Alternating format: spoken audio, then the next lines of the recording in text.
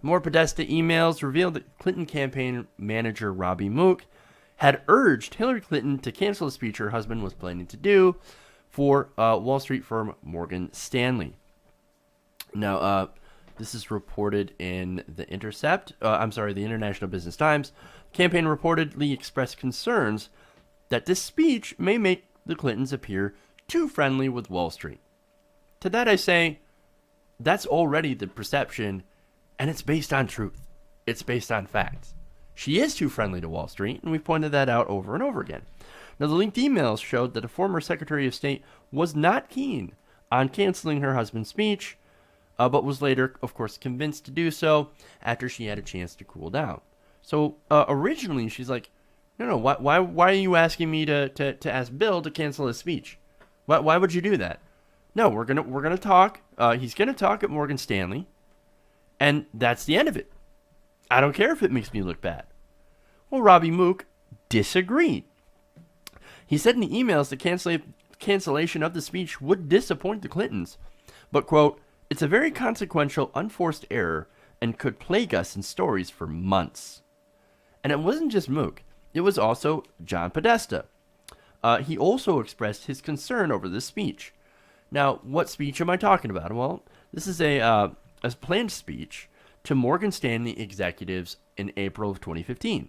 Now, that's a couple of days after Hillary Clinton was going to announce the fact that she was running for the White House. Now, Mook, in a March email, said, quote, that's just begging for a bad rollout. Couldn't agree more, man. Couldn't agree more. You're asking for it. Now, he later added in an email that he believed very strongly that doing the speech is a mistake. Don't do it. That could harm Clinton's campaign. Now, she was scheduled to begin campaigning in Iowa as soon as she launched, right? Because that's the first caucus state. That makes sense. Now, Mook pointed out that in Iowa, caucus goers have a sharply more negative view of Wall Street than the rest of the electorate. So, if she goes to campaign in Iowa, and then Bill Clinton makes this speech to Morgan Stanley, voters are going to look at that and go, I don't like that at all. That stinks. I'm not interested in this at all. So, and of course, Mook said, Wall Street ranks first for Iowans among a list of institutions that take advantage of everyday Americans, scoring twice as high as the general election electorate. So this is a very big deal in my view. Don't do it. Now, Clinton's aide, Uma Abedin, reportedly said at first that Clinton very strongly did not want him to cancel that particular speech, but then later told Podesta and Mook that she was willing to cancel the address if her husband was also in favor of the move. So right there, here you have Hillary Clinton saying, yeah, I want him to speak. I don't want to cancel this. Why should we cancel? And you have her advisors going, no, don't do it. Don't let him do the speech. It looks terrible. Well, why does it look terrible? Because everybody hates the banks. Everybody. Especially people in Iowa. That's going to destroy you in Iowa. So, look, my opinion on this is, not knowing how much the American electorate hates the banks, why? Why would Hillary Clinton want Bill to continue giving those speeches? Why? Why was she so adamant? Well, maybe she had no idea how much people despise the banks. Okay. Or, what's more plausible is that speech means money in their pockets. Oh, it's all about the money. Look, Bill and Hillary Clinton have made a total of $3 billion over the last 4 decades. Did some of that go to their campaigns? Yes. A lot of that also found its way right into their pockets.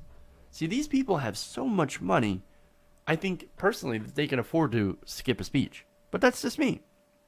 But look, or maybe, and I just had this idea, maybe it's her hubris. It could be. Look, I bet she thought, hey man, I'm running essentially unopposed at that point. Bernie Sanders hadn't jumped in the race.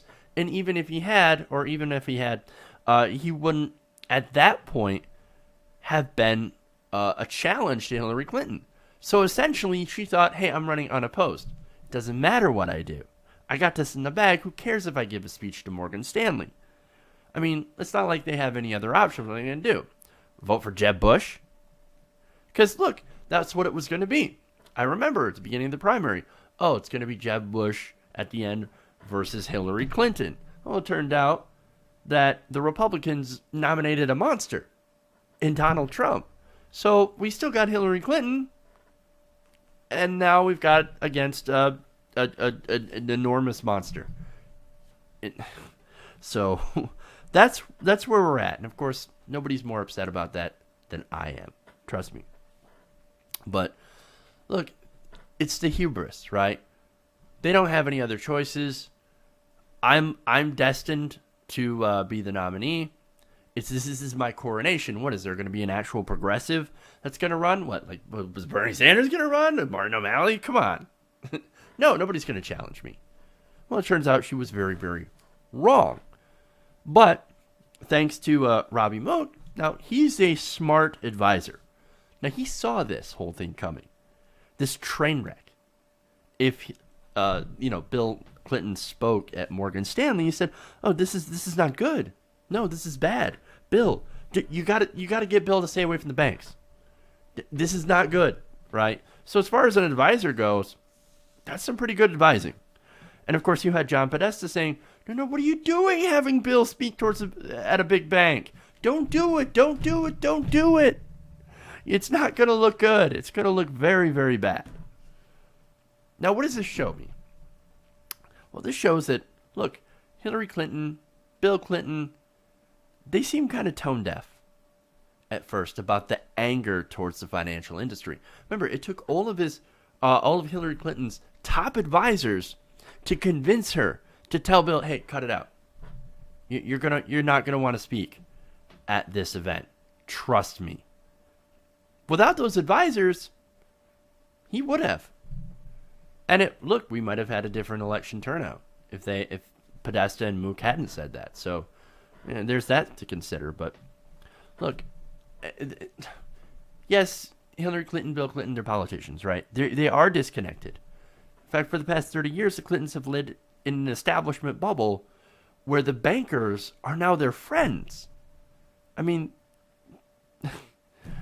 why? You got to ask. Like, you got to think like them for a second.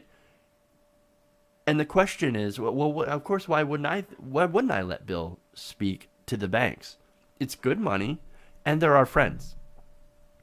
I don't see a problem with that. It takes an outsider perspective to point out, or at least somebody who pays attention to the data, pays attention to the polls, to say, look, the banks are really, really unpopular. So you might want to avoid looking too close and too friendly to Wall Street, especially now. And she took that advice. But see, here's the issue, right? This isn't just a problem with Hillary Clinton, Bill Clinton. This is a problem with the political establishment, the Democratic establishment especially. They live in that bubble where the bankers are their friends. The politicians and the bankers, they get together and they do speeches. It's not like, and we've seen the leaked speeches, right? Yeah, of course, she's talking about how, hey, yeah, banks, you do a great job, right? You should be able to regulate yourself. That's some of the stuff we found out from the partially leaked transcripts from some of her speeches to these banks. So it shows, as I said, that establishment bubble. And if anything, this shows also just how out of touch the Clintons are, which, as I said, they're not exactly a revelation. That isn't a revelation, but it is also an example of our own hubris. And if you don't think that matters, wait till she becomes president and tries to enact Social Security reform. Because she's going to think that she can do it because of that hubris. She's going to think that she's absolutely right and absolutely will work with Republicans because, no, I'm right. That's the right thing to do. It's the right thing to cut Social Security. It's the right thing to work with Mitch McConnell to get that stuff done. It's the right thing to pass TPP. I was right all along. The voters said so. Well, no, that's not true. This is an example of what to expect.